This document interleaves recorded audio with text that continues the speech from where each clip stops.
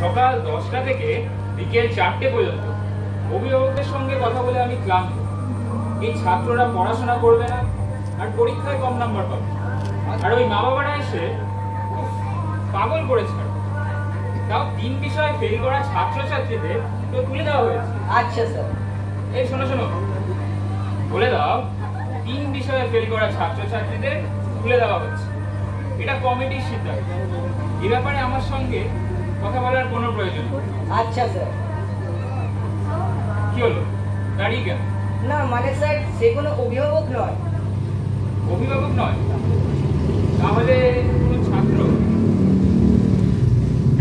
না স্যার, তাও নয়, মুখে একদল দাড়ি। আচ্ছা, অভিভাবক নয়, ছাত্র নয়, তাহলে কি? সে বললো আমি যেন আপনাকে বলে দিই, তার নাম বোধোদয়। বোধোদয়? আচ্ছা, মুখ দেখে কি মনে হলো? সে কি খুব বোকা বোকা না চালাক? খুব চালাকি তো মনে হলো স্যার। তাহলে সে স্কুল ইন্সপেক্টর নয়? তাহলে আমি বলে দিচ্ছি স্যার, দেখা হবে না। হ্যাঁ। এই শোনো, আচ্ছা, সে কি কোনো বিশেষ রাজনীতির লোক? আগে দেখেছো তাকে কখনো কোনো মিটিংয়ে মিছিলে? না স্যার, দেখিনি স্যার। আচ্ছা, সে কি কোনো ওই এমএলএ এমপি চিঠি নিয়ে? ধুর, এত ভাবছি কেন? ওকে ভেতরে আসতে বল। আচ্ছা স্যার।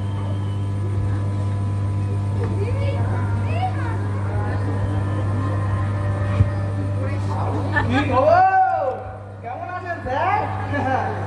আমি বোধোদয়। আমরা 3 ভাই এই স্কুলেই পড়েছি। আমার দাদা হচ্ছে চন্দ্রোদয়, আমি বোধোদয়, এবং আমার ছোট ভাই হচ্ছে নবোদয়। দাদা স্যার ওই ক্লাস 8-এ 4 বছর ধরে পড়েছিল, তারপরে ওই লেখাপড়ায় পাঠটা চুকিয়ে দিয়েছিল।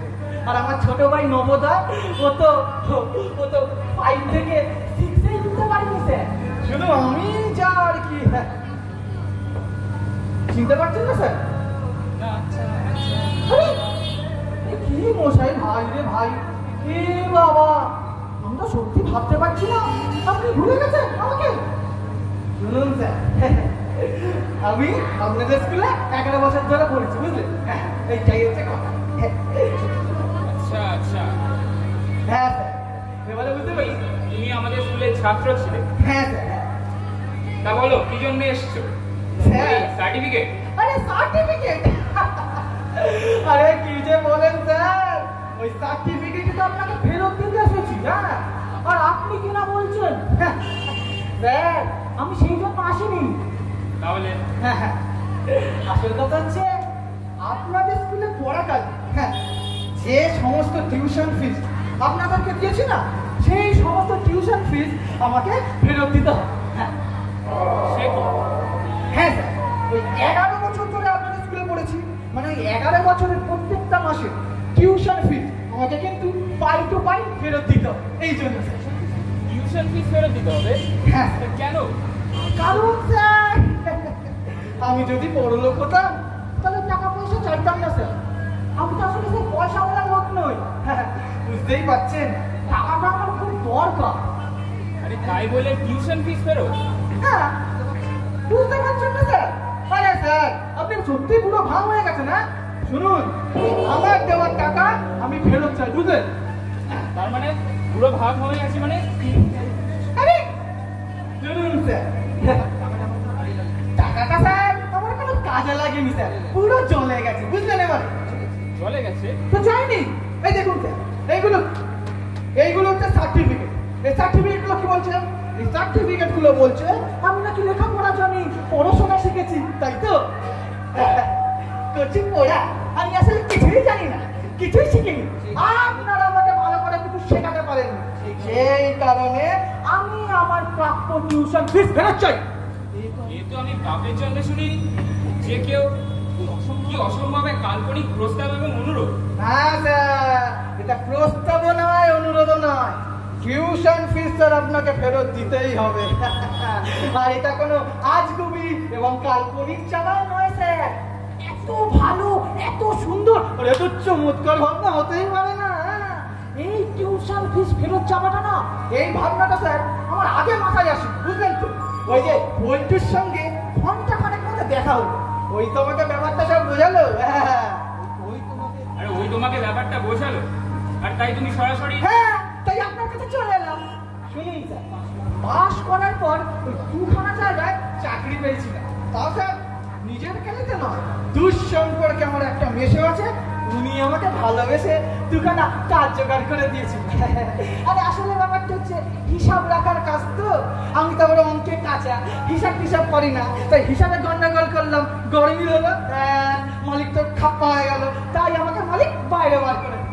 তারপরে স্যার আমাদের ইমেলে আছে স্বপন দা, ওনার হয়ে ভোটে আরে বিশাল খেটেছিলাম, হ্যাঁ, উনি তো আমাকে ভালোবেসে একটা কাজ জোগাড় করে দিয়েছিল।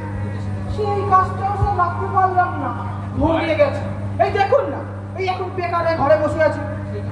আর সেই জন্য তুমি টিউশন ফিস ফেরত চাইলে? না, আসল কথা হচ্ছে আজ সকালে বন্ধুর সঙ্গে চায়ের দোকানে দেখা, শেয়ারে দালালি করে, বিশাল ব্যস্ত মানুষ, আরে শেয়ারে দালালি করে না প্রচুর টাকা কামিয়ে নিয়েছে। হ্যাঁ, এবারে আমি পল্টুকে বললাম, ভাই পল্টু আমাকে না এই শেয়ার ব্যাপারটা একটু ভালো করে বোঝা। হ্যাঁ, ও ততক্ষণ ধরে বোঝাচ্ছিল। এইবারে আমি যে একবার বললাম যে একবার আমাকে ভালো করে পল্টু বোঝাতো, ও তো বিশাল খোঁজে গেল। বললো, দেখ ভাই বন্ধুরা, তুই যদি এই সামান্য ব্যাপারটা বুঝতে না পারিস তাহলে তোর উচিত ওই স্কুলে গিয়ে টিউশন ফিস ফেরত নিয়ে আসা। তাই স্যার, তাই তুমি চলে এলে? ও মা, আসবো না, আমি কিছু জানি না, কিছু পারি না, আপনারা আমাকে কিছু ভালো করে শেখাতে পারেননি। তাছাড়া এটা তো মানবেন স্যার, টাকা খরচ করলে তার বদলে তো কিছু পাওয়া যায়, তাই না? এই যেমন ধরুন না, আপনি একটা সুগন্ধি সাবান কিনবেন, তার জন্য কি করবেন? আপনি দোকানে যাবেন সর্বপ্রথম, তারপরে কি করবেন? সেটাকে টাকা দেবে দোকানদারকে, তার বদলে কি একটা ভালো সাবান পাবে, তাই তো? ঠিক এখানেও তেমনি, আমি টাকা দিচ্ছি, আপনারা আমাদের ভালো করে লেখাপড়া শেখাবেন, পড়াশোনা হবে, জ্ঞান বাড়বে, বুদ্ধি হবে। কিন্তু স্যার এখানে তো তেমন কিছু হয়নি, আমরা টাকা দিয়েই গেছি, আর আপনারা আমাকে ভালো করে কিছু শেখাতে পারেননি। অর্থাৎ স্যার টাকাটা আমার পুরো চলে গেছে, আর তার টাকার বদলে আমি কিছু পাইনি। সেই কারণে স্যার টিউশন ফিস ফেরত দিতে এসেছি। তোমার কি মাথা খারাপ হয়ে গেছে? না স্যার, জীবনে কিন্তু আমি কখনো এরকম সিরিয়াস হয়নি স্যার। শুনুন স্যার, আপনি যদি আমার সঙ্গে খারাপ ব্যবহার করেন কিংবা ওই টাকা ফাঁকা ফেরত না দেন, তাহলে কিন্তু না আমি সোজাই শিক্ষামন্ত্রীর কাছে চলে যাবো।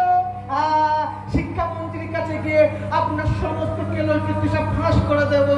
তারপরে ওই যে খবরের কাগজে বড় বড় হেডলাইন, এই শুনুন স্যার, আপনি যদি টাকাটা ফেরত দিয়ে দেন তাহলে তার কিছুই হয় না। এবার আমি পাগল হয়ে যাবো। আমার গোটা মাস্টারি জীবনে এরকম ঘটনা একটাও শুনি, মানে এরকম ছাত্রও একটা বলেন স্যার। আচ্ছা, তুমি কি করে জানলে যে তুমি কিছু জানো না? ও মা, লোকে তো তাই বলে স্যার। দেখুন স্যার, আমি যদি ঠিকঠাক ভাবে লেখাপড়া শিখতাম তাহলে কি বেকার থাকতে পারতাম? আচ্ছা, একটা কাজ করুন না স্যার, আমার একবার পরীক্ষা দিয়ে দেখুন আমি কি পারি কি পারি না। যদি স্যার পরীক্ষায় পাশ করে যাই তাহলে আমাকে টাকা ফাঁকা ফেরত দিতে হবে, কিন্তু স্যার ফেল করি তাহলে কি অবস্থার মধ্যে বললাম রে বাবা। আচ্ছা, তুমি কি সত্যি আরেকবার পরীক্ষা দিতে চাও? আরে নিশ্চয়ই স্যার, নিশ্চয়ই। তাহলে তুমি শান্ত হয়ে বাইরে গিয়ে বসো। আচ্ছা, আমি একটু মাস্টারদের সঙ্গে আলোচনা করব, এই কমিটির মেম্বারদের সঙ্গে একটু কথা বলবো। হ্যাঁ, এবার ওরা রাজি না হলে? না স্যার, না, কি বলছেন? আমাকে কিন্তু 11 বছরের সমস্ত টাকা ফেরত দিতে হবে স্যার। না, রাজি আমি ওদের করাবো। আচ্ছা, তুমি একটু বাইরে অপেক্ষা করো, আচ্ছা আমি ঠিক তোমাকে ডেকে পাঠাচ্ছি। স্যার, একটু যা করবেন তাড়াতাড়ি করবেন, আমার তো হাতে সময় নেই, ঠিক আছে? দেখো পাড়া পড়শিতে কেমন মাছ গেটেছি, পড়শিতে দেখো পাড়া পড়শিতে কেমন লাগে।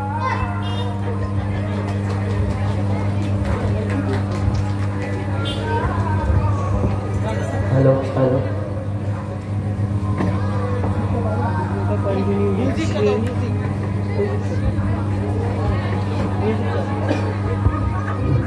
হ্যালো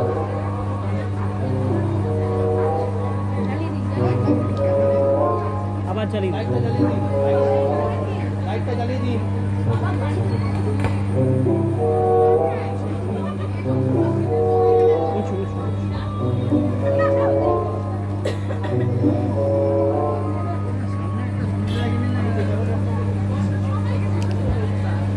আমি যে কারণে আপনাদের ডেকেছি ব্যাপারটা খুবই গুরুত্বপূর্ণ, সাংঘাতিক, অলৌকিক, বাপের জন্মে শুনি। আমাদের স্কুলের এক প্রাক্তন ছাত্র, তার নাম বোধোদয়। সে আজ সকালে আমার সঙ্গে দেখা করতে এসেছে। সে এমন এক প্রস্তাব নিয়ে এসেছে, সাংঘাতিক, অলৌকিক, বাপের জন্মে শুনি। প্রস্তাবটা কি? আমাদের স্কুলে পড়া গেল সে যত টাকা টিউশন ফি হিসেবে দিয়েছে সেই সব টাকা তার ফেরত চায়। টিউশন ফিস ফেরত চায়? কিন্তু কেন? কারণ সে বেকার,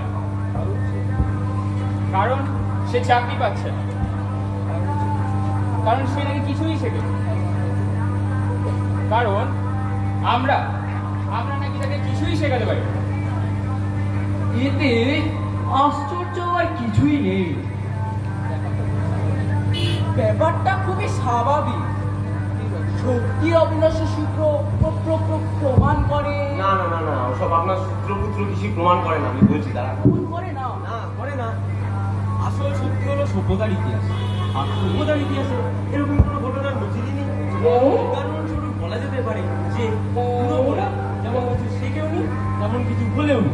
আর এটাই যদি সত্যি হয়, বিষয়টাই বাজে। এটা সত্যি হতে পারেই না।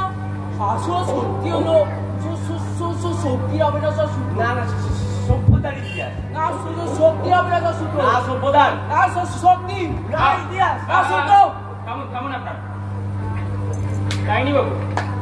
স্যার, প্রশ্নটা হলো সে যে টাকাটা ফেরত চায় সেটা কি সে সুদ সহ চায়? আর যদি সুদের সময় হয় তাহলে কেমন সুদ? সরল সুদ না চক্রবৃদ্ধি সুদে? আর যদি চক্রবৃদ্ধি সুদে হয় তাহলে আরে আমরা যাকে নিয়ে তো আলোচনা করছি সে কথা। সে বাইরে অপেক্ষা করছে। সে চাইছে আমরা যেন তার একটা পরীক্ষা নিই, সেখানেই নাকি সে প্রমাণ করবে যে সে কিছুই শেখে। আপনাদের কি মত? পরীক্ষা নেওয়া? আমার তো মনে হয় এতে আমাদের কিছু হারাবার। যদি ফেল করে তাহলে আমরা খুবই বিচ্ছিরি এবং অস্বস্তিকর পরিস্থিতির মধ্যে পড়ব। সুতরাং তাকে ফেল করানো চলবে। আমরা তাকে একটাও বলি। আপনারা কি রাজি? মনে রাখবে, আমরা এমন একজনের পরীক্ষা নিতে চলেছি যে শ্রীগালের মতো ধূর্ত। ওর বুদ্ধির কাছে আমরা যেন হেরে না যাই। ওকে আমাদের আটকাতেই হবে। কিন্তু কি করে? ওকে পাস করিয়ে। ও ফেল করতেই চাইবে, কিন্তু আমরা ওকে পাস করাবোই। ও যদি ফেল করে তাহলে আমাদের ওকে টাকাটা ফেরত দেবে। ওর দেখা দেখি পরের দিন আরো 2 জন ছাত্র আসবে, তারপরের দিন 1 ডজন, তারপরের দিন 10 ডজন। বিয়ের রাতে বিড়াল মারার মতো প্রথম জনের ফেলটা যদি আটকাতে পারি তাহলে আর কোনো ভয়। শুনুন, আমরা ওকে প্রশ্ন করব, ও উত্তর দেবে। ও যা কিছু উত্তর দেবে সেটাই হবে সঠিক উত্তর। কি সাংঘাতিক, কি ভয়ঙ্কর! এই ঘটনা তো আমি বাপের জন্মে শুনি। আরে সব ব্যাপারটা তো একজনকে দেখতে হবে, মানে একজনকে পরিচালনা করতে হবে। আপনারা যদি বলেন তাহলে আমি দায়িত্ব নিতে পারি। স্যার, আপনি ওকে ডেকে পাঠান। বাবা, বলুন ওকে স্যার। ভেতরে আসতে বল।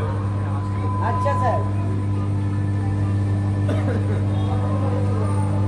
এসো এসো এসো এসো এসো। আরে থামুন তো, বসে পড়ুন। চত্ব সচ্ছ আমাদের কত না।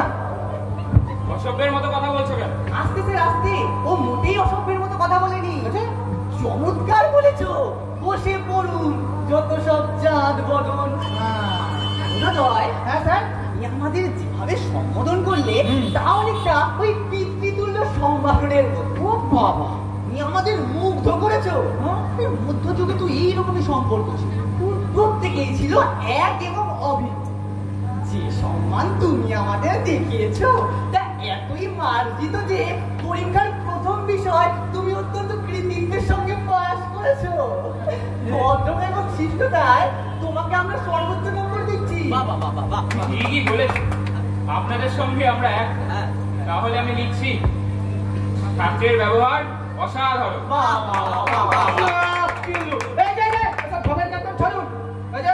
আমার পরীক্ষাটা শুরু করুন। ফেল করা, আজ আমি ফেল করেই ছাড়বো। আজ আর কেউ আটকাতে পারবে না। আর ফেল করলে তার ওই টাকাটা জলদি শুরু করুন। দেখি আজ আমাকে পাস করাতে পারে যত সব গাধার দল। বড় ভালো বলেছে, যত সব গাধা দল। তাহলে এবার পরীক্ষা শুরু হচ্ছে। বলুন। এবার প্রথমে ইতিহাস পরীক্ষা। মাহবুব বাবু, আরে বাবা বাবু, আসুন স্যার আসুন। বসে পরীক্ষা দেবে না? কি যেন নাম রেখেছিলেন আপনার স্যার? ও হ্যাঁ, মনে পড়েছে, বকাসুর। আজরাও নামে রে, তুমি বসে পরীক্ষা দেবে কি দেবে না সেটা বলো। নিকুচি করেছে বাসার, আমি দাঁড়িয়েই পরীক্ষা দেবো। সাধারণ, অপূর্ব, অভূতপূর্ব। কি বলছেন? এই যে আমাদের বোধোদয়ের জবাব, হ্যাঁ, দুটো বিষয়ের উপর আমি আলোকপাত করছি। কি রে?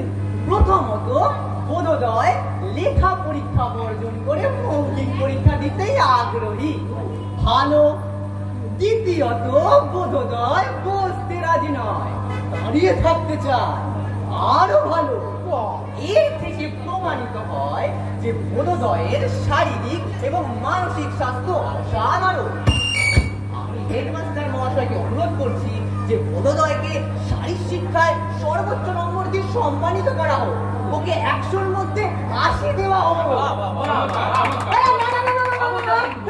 ওই নাম্বার আমি পেতেই পারি না মশাই। দাঁড়িয়ে থাকে যদি পাস করা হয়। হ্যাঁ, আমি তাহলে এই যে আমি বসেই পরীক্ষা দেব। পাস করার ফাঁদে পা দিচ্ছি না, আগে থেকে বলে রাখছি। অদ্ভুত সতর্কতা। অসাধারণ ধৈর্য। চমৎকার ভক্তি। আমন, পরীক্ষাটা শুরু করুন, প্রশ্ন করুন। উচ্চাকাঙ্ক্ষা সীমাহীন। এক মিনিট। কি হলো স্যার, আপনি তৈরি না? এক মিনিট।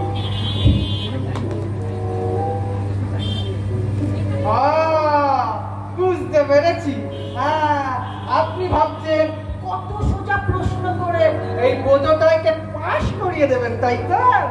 ওসব হচ্ছে না, চলো এই আপনার এই 2 নম্বরের চিন্তা ভাবনা না আমি ধরে ফেলেছি। আচ্ছা বলো তো, 30 বছরের যুদ্ধ কতদিন ধরে চলেছিল? হ্যাঁ, 30 বছরের যুদ্ধ? হ্যাঁ। না না স্যার, পারবো না।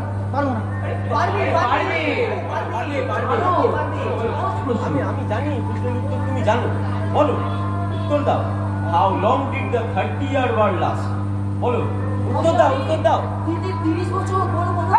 কি রে, চোথা করে পাস করি আমরা, আর এখানে দেখছি ব্যাটা উল্টো। হ্যাঁ, পাস থেকে উত্তর সাপ্লাই করে দিচ্ছ মনে হয়। এটা স্যার আমাকে পাস করিয়ে দেবো ধান্দায় আছেন নাকি?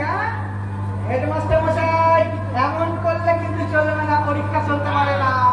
তুমি ঠিকই বলেছো, এটা খুবই অন্যায়। আপনি বসে পড়ুন। ছাত্রের যে সততা, তাতে আমরা মুগ্ধ। আরে দেশের ছাত্ররা যদি বোধোদয়ের মতো। দাঁড়ান। আচ্ছা ইতিহাস মাস্টার মশাই, আপনার প্রশ্নটা কি ছিল? 30 বছরের যুদ্ধ। আরে ওই যে ইংরেজিটা একটা বলছিলেন না, ওই যে লং। আচ্ছা, how long did the 30-year war last? Long মানে তো হচ্ছে লম্বা, মানে কত লম্বা যুদ্ধ চলেছিল, তাই তো? এইটা আমি স্যার বলতে পারবো। উত্তরটা হবে 7 মিটার লম্বা যুদ্ধ। হ্যাঁ স্যার, নিশ্চয়ই হয়নি। তার মানে তো আমি ফেল। এই যে স্যার, আমার টাকাটা এবারে ফেরত দেন। 7 মিটার? আরে স্যার, ফেল তো। না, কে বলেছে? কি? ফেল না, শোনো। মানে একদম সঠিক উত্তর, নির্ভুল উত্তর। মানে শোনো বোধোদয়, মানে যুক্তির দিক থেকে একদম নির্ভুল। সঠিক উত্তর। বোধোদয় আমার প্রশ্নের যে উত্তর কি দিয়েছে হয়? তাতে ওর গভীর চিন্তাধারা চমৎকার ভাবে ব্যক্ত হয়েছে। তো গভীর ভাবনা ভাবাই যায় না। ওর উত্তর একেবারে ইতিহাসের সাম্প্রতিক কালের গবেষণার উপর নির্ভর করে। শুধু ইতিহাস বলছেন কেন? ওর উত্তরের ভিত্তি হচ্ছে আপেক্ষিক তত্ত্ব, কোয়ান্টাম থিওরি, আইনস্টাইনের গবেষণা। আপনি এ বিষয়ে একটাও কথা বলবেন, আমরা সবাই ওর উত্তরটা বুঝতে পেরেছি। আইনস্টাইন তার গবেষণায় বলেছেন যে সময় ওই স্পেস মানে ক্ষেত্র এবং ম্যাটার বা বস্তু এক প্রতিরূপ। সুতরাং সময়, ক্ষেত্র এবং বস্তু সব এক। কতগুলো অ্যাটম নিয়ে এগুলো গড়ে ওঠে এবং একটি হোল মানে সমস্তরে পরিণত হয়। এবার আপনারা ওই যে ম্যাথ সিস্টেম মানে ভর পদ্ধতিকে একটা ইউনিটে নিয়ে আসুন। সেখানে 1 বছর মানে 1 মিটার আর 7 বছর মানে 7 মিটার। সুতরাং আমরা এই কথা বলতেই পারি যে 30 বছরের যুদ্ধ চলেছিল 7 বছর। কারণ কি? কারণ কারণ খুব সোজা। সোজা বলুন। কারণ যুদ্ধটা প্রকৃতপক্ষে চলেছিল কত দিনে ওই 12 ঘন্টা করে, মানে ওই একদিনের ঘটনা। মানে 30 বছর এর অর্ধেক মানে 15 বছরে এসে যুদ্ধ দাঁড়ালো। এইখানে শেষ নয়, আরো আছে। এবার যুদ্ধে স্নান, খাওয়া দাওয়া সব মিলিয়ে আরো 3 ঘন্টা গেছে। মানে যুদ্ধ এসে দাঁড়ালো 12 বছর। তোমার কথা কই 12 থেকে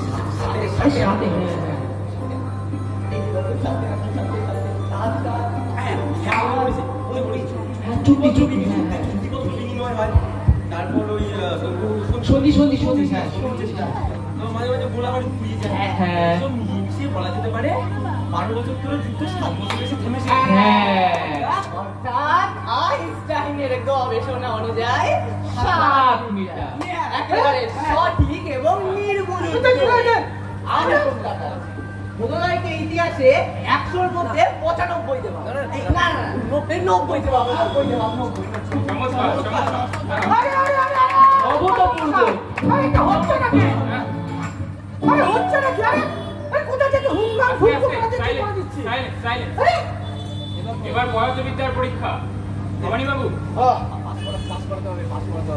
এতক্ষণে খুব বেকায়দায় ফেলে এই যে মাস্টার মশাইরা আর আপনাদের ফাঁদে পা দিচ্ছি না আমি। আরে ভবানী বাবু, বাবা চিনতে পারছেন? মনে আছে স্যার? আপনার একটা নাম রেখেছিলাম, কি যেন নামটা? মনে পড়েছে, নরদানব। নরদানব নিজের আঙুল নিজেই খেতে। আরে এখনো কাছে মনে পড়ে স্যার? মনে পড়ে সেই ক্লাসে পা ভরকে যাওয়া ঘটনাটা? কে খোসাটা ফেলেছিল জানেন? কে করেছিল? আমি। তারপরে স্কুলে চেয়ারের বেঞ্চিতে চুইংগাম সাটিয়ে আপনাকে একদম সাটিয়ে দেওয়ার ঘটনাটা মনে পড়ে? কে আবার? আমি। মনে পড়ছে স্যার? মনে পড়ে? প্রশ্ন করুন। করেন। আচ্ছা বলো তো বোধোদয়, ধরো তুমি একটি গির্জার পাশ দিয়ে হাঁটছো।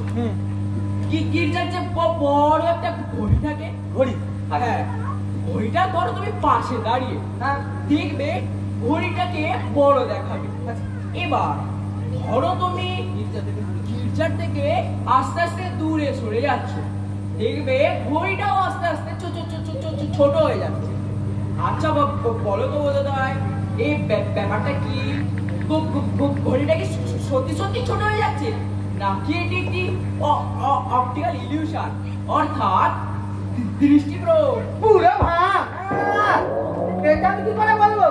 আসলে ঘড়ি থেকে যদি আমি দূরেই সরে যাই তাহলে ঘড়িটা বড় দেখাবে। অবশ্য ঘড়িটার কাছে যদি আমি চলে আসি তাহলে ঘড়িটা ছোট একদম ছোট দেখাবে, তাই না স্যার? তাই না? তাহলে এক কথায় কি? এক কথায় আমি একটা গাধা, এইটা আমার উত্তর লিখুন। এটা তোমার উত্তর হলো? হ্যাঁ। বুঝবো অসভ্য বাবা বাবা বাড়ি কি করছে? একেবারে ঠিকই বলেছো, একেবারে সঠিক উত্তর হয়েছে। এত কঠিন প্রশ্ন যে এত অসাধারণ উত্তর হবে আমি বুঝিয়ে বলছি। হ্যাঁ, বলুন। যখন কথা বলি তখন আমরা লক্ষ্য করি। আরে কি লক্ষ্য করি? কি লক্ষ্য করি? হ্যাঁ, পেয়েছি। উত্তর আমি খুঁজে পেয়েছি। হ্যাঁ। আমরা যখন গাধার কথা বলি তখন আমরা লক্ষ্য করি যে গাধাকে সবসময় বিষণ্ণ দেখায়। কেন দেখায়? কেন? আমাদেরও মাঝে মাঝে বিষণ্ণ দেখায়, দুঃখী মনে হয়। কেন জানেন? কেন? কারণ আমাদের প্রত্যেকেরই বিভ্রম ঘটে। কিন্তু আদিম যুগে গাধারা কি কোনো বিভ্রমাচ্ছন্ন করে? অবশ্যই করে। ইন্দ্রিয় বিভ্রম। কারণ গাধারাই একমাত্র জন্তু যাদের কোনো ইমোশন কিংবা ভাব নেই। নইলে কোনো বস্তুকে কাছ থেকে ছোট এবং দূর থেকে বড় দেখায়। এটা শুধুমাত্র গাধার পক্ষেই সম্ভব। আমরাও গাধা, আমরাও গাধা তো। নইলে আমাদের এই ছাত্র উত্তর একদম সঠিক হয়েছে। সম্পূর্ণ একদম ঠিক। ফিজিক্সে ওর জ্ঞান দার্শনিকের মতো।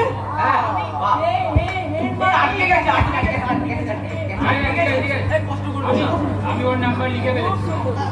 ফিজিক্সে ও 100-র মধ্যে 85।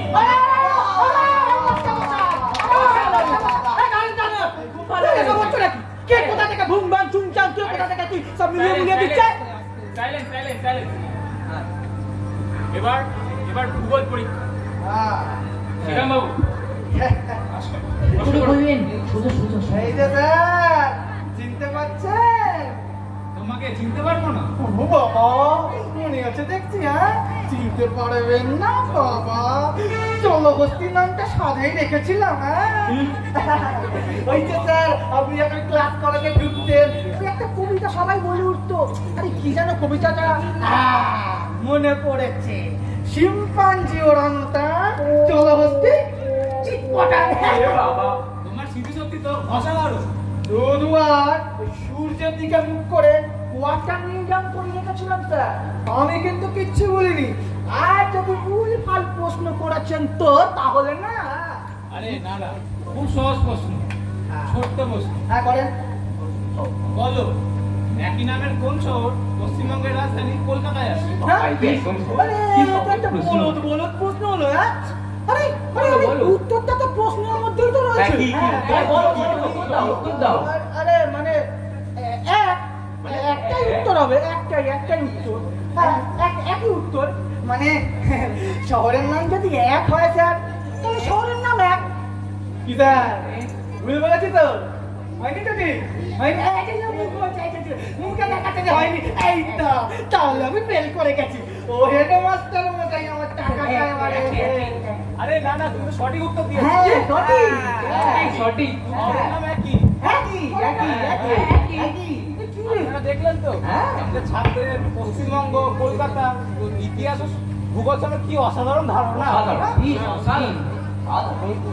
কলকাতা সম্পর্কে বহু গল্প প্রচলিত আছে।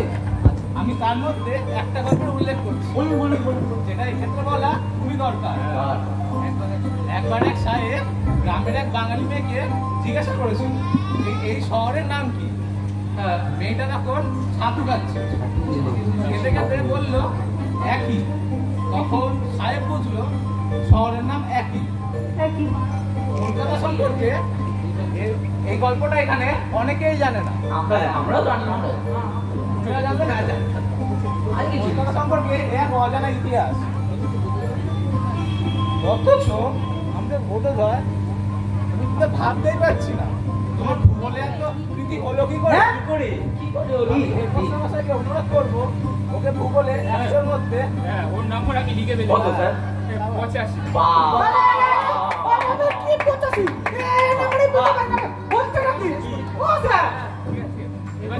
পরীক্ষা অঙ্ক হ্যাঁ, যে বিষয় আমার কাছে একেবারে অঙ্ক, কি যেন নাম রেখেছিলাম আপনার স্যার? ও হ্যাঁ, মনে পড়েছে, আজবাবু। আপনি যখন ক্লাসে পেছন ফিরে অঙ্ক করাতেন আর তখন একটা ডাক উঠত, ম্যা ম্যা ম্যা। তারপরে যে একটা নাম আসতো, কি যেন নামটা? অজবাবু, অজবাবু, অজবাবু। হ্যাঁ, এই যে স্যার, আমি কিন্তু একটা বিশেষ পদ্ধতিতে অঙ্ক করি।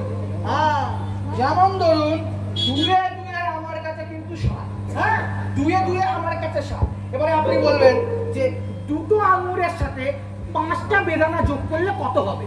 আমি কিন্তু বলবো 17টা বেগুন। হ্যাঁ, এসব ভেবে চিন্তে যদি আপনি বলেন যে অসাধারণ, অপূর্ব, কি সুন্দর বলেছো বাবা বোঝোদয়, তা কিন্তু এসব বললে চলবে না স্যার, আমি আগে থেকে বলে রাখলাম। আমাকে ছেড়ে আমার প্রশ্নের উত্তর দাও। অনেকক্ষণ ধরে তোমার এই ধ্যাস সঙ্গে আমি সহ্য করছি।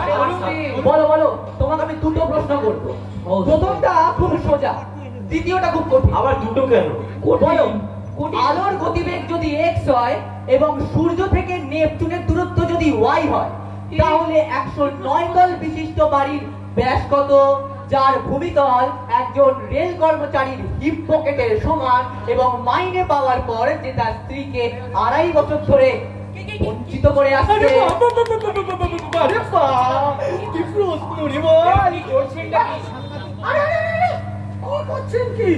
অঙ্ক মাস্টার মশাইকে আপনারা ডিস্টার্ব করছেন? হ্যাঁ? আচ্ছা মাস্টার মশাই, এরা করে কি প্রশ্নটা করবেন? না, মনে থাকলে উত্তর দেবে, নইলে দেবে না। আরে বলো বলো, উত্তর দাও, উত্তর দাও, নইলে ঠিক আছে। হ্যাঁ, উত্তরটা তো আমার জানা আছে। বলো। আরে উত্তরটা হবে 2629 লিটার। লিখুন। হয়নি। সঠিক উত্তর হলো 2628। আমি হেডমাস্টার মশাইকে জানাতে বাধ্য হচ্ছি যে এই ছাত্রকে আমি পাস করাতে পারবো। আরে বাবা, অঙ্কে fail। আরে বাবা, আমি তো আগেই বলেছি আমাকে কেউ পাস করাতে পারবে না, আমি ফেল করবই। ডাইনি বাবু আপনি কি করছেন? আমি দুঃখিত গোবিন্দ বাবু, এই ছাত্রকে আমি পাস করাতে পারবো। এইবারে আমি ফেল করে গেছি স্যার, এইবারে আমার টাকাটা ফেরত দিতে হবে। আমার মনে হয় আমাদের ছাত্র খুব সংগত কারণেই ন্যায্য পাওনা ফেরত চাইছে। আমাদের স্কুলের একটা সুনাম আছে, আর আমরা কেউই চাই না যে সেই সুনাম নষ্ট হোক। একদম। আচ্ছা বোধোদয়, তুমি আমাদের কাছে ঠিক কত টাকা ফেরত পাচ্ছ? ও স্যার, এটা একদম পাই টু পাই আপনাকে বলে দিচ্ছি। বলো বলো। হ্যাঁ, লিখো। প্রথম আমি আপনাদের স্কুলে 11 বছর ধরে পড়েছি। হ্যাঁ, প্রথম 4 বছর মাসে মাইনে দিয়েছি 120 টাকা করে, অর্থাৎ বছরে 1440 টাকা। অর্থাৎ 4 বছরে 5760 টাকা। বেশ বেশ। এরপর 5 থেকে 8 পর্যন্ত 1440 টাকা করে। এইবারে 20 টাকা, 1440 20 টাকা। হ্যাঁ, তারপরে 4 বছরে 2400 টাকা। লিখুন। লিখেছে? বলো বলো। এবারে পরের 2 বছরে দিয়েছি আমি 250 টাকা করে। আচ্ছা, বছরে হচ্ছে কত হবে? 3000 টাকা। ওই 1 বছরে 2 বছরে 6000 টাকা। শেষ বছরে মাইনে দিয়েছি 300 টাকা করে। অর্থাৎ ওই 5300 টাকা। ডেভেলপমেন্ট ফি দিয়েছি স্যার, লিখুন 5300 টাকা করে। এবারে 11 বছরে 55700 টাকা। পরীক্ষা ফি দিয়েছি হচ্ছে 500 টাকা করে। 11 বছরে 55,000। অর্থাৎ মোট দাঁড়ালো সব মিলিয়ে 29,660 টাকা। ঠিক বলছো তো? আরে স্যার, মিলিয়ে দেখুন।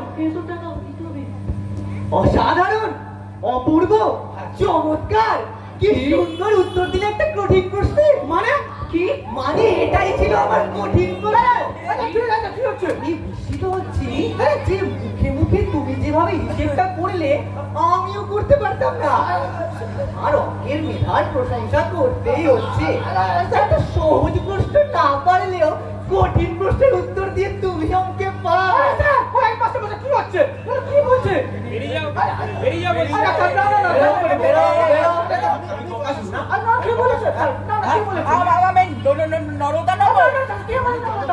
জলস্থ কোথায়? আমি অজ। না না ভালো, আপনি থাকছেন স্যার। হ্যাঁ, আপনি থাকছেন স্যার। এই গাধাটাকে ঘাট ধরে বাইরে বার করে দাও।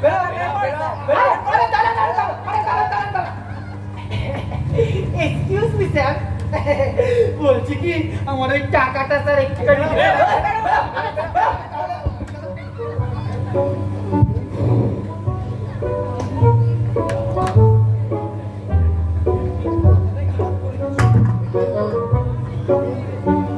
তাহলে আপনারা দেখলেন তো আমাদের স্কুলের শিক্ষকেরা কতখানি সহৃদয় আর বিবেচক। দেখলেন তো আমাদের স্কুলে ফেল করা কত শক্ত। আচ্ছা তাহলে আজ, হ্যাঁ আরেকটা কথা, সবাইকে আবার আমাদের স্কুলের ব্যাপারে জানাবেন না। ওই ফেল করা শক্ত জানলে এই এত ছাত্র কিন্তু আমরা ভর্তি করাতে পারবো। চেয়ার নেই, বেঞ্চও নেই, আর টেবিলও নেই, শুধু ওই সুনামটুকুই আছে।